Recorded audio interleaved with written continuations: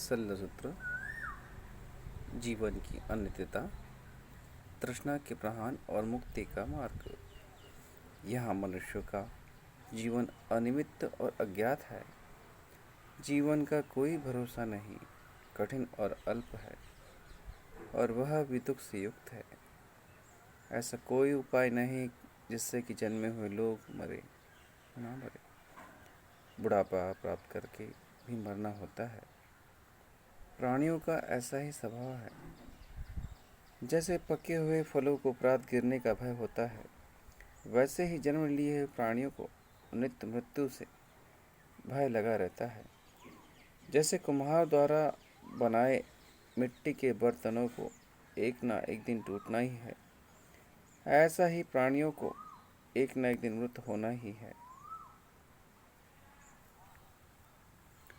छोटे बड़े बच्चे और बुद्धिमान सभी मृत्यु के वश में चले जाते हैं।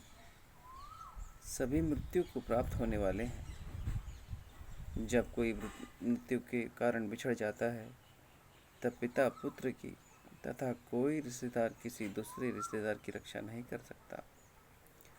भाई बंधु को देखते हुए और नाना प्रकार के विलाप को देखते हुए भी मृत्यु अकेले ही प्राणियों का वध करने वाली गाय की भांति ले जाती है। इस प्रकार यह लोग मृत्यु और बुढ़ापे से पीड़ित है। इसलिए ज्ञानी पुरुष संसार के स्वभाव को जानकर शोक नहीं करते। जिसका आने और जाने का मार्ग को हम नहीं जानते और दोनों अंतों को हम नहीं देख पाते हुए व्यर्थ में विलाप कर रहे हो। यदि विलाप करने से कुछ भी फायदा होता हो, तब बुद्धिमान व्यक्ति भी अपने को पीड़ित करता हुआ वैसा करे। किंतु रोने और शोक करने से चित्त को शांति नहीं प्राप्त होती। इसके विपरीत अधिक दुख ही उत्पन्न होता है और शरीर पर बुरा असर होता है। अपने आप को पीड़ित करते हुए व्यक्ति क्रुश और कुरूप हो जाता है। उससे मृत व्यक्ति को मदद नहीं होती। इसलिए विलाप करना निरर्थक है। जो व्यक्ति शोक को नहीं छोड़ता, वह अत्यधिक दुख को प्राप्त होता है। मृत हुए व्यक्ति की याद करते हुए शोक के ही वश में पड़ जाता है और दुखी रहता है। मृत्यु को वश होकर तड़पने वाले स्वयं के कर्मों के अनुसार जाने वाले अन्य मनुष्य प्राणी को देखिए। हमें लगता है कि ऐसा होना चाहिए, लेकिन यह उससे भिन्न हो जाता है। इस तरह विपरीत घटनाएं घटती रहती हैं। उसे लोग स्वभाव के तौर पर देखें। यदि मनुष्य 100 वर्ष और उससे अधिक जीवित रहे, तब भी वह भाई बंधु से अलग हो ही जाता है और यह जीवन को छोड़ देता है।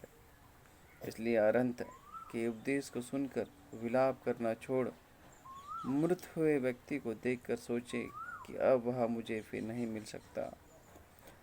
जिस प्रकार अग्नि में जल रहे हुए घर को पानी से बुझाए, वैसे ही धीर, प्रज्ञावान, बुद्धिमान और कुशल पुरुष उत्पन्न शोक को शीघ्र ही नष्ट कर देता है, जैसे कि वायु रुई को उड़ा ले जाती है।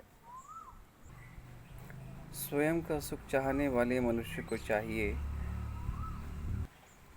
कि दुख, लोभ और हीनता, ये जो अंतकरण के शल्य है, उन्हें निकाल दें।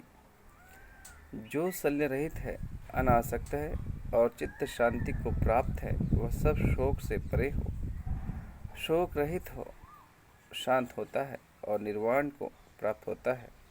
शल्यसूत्र समाप्त।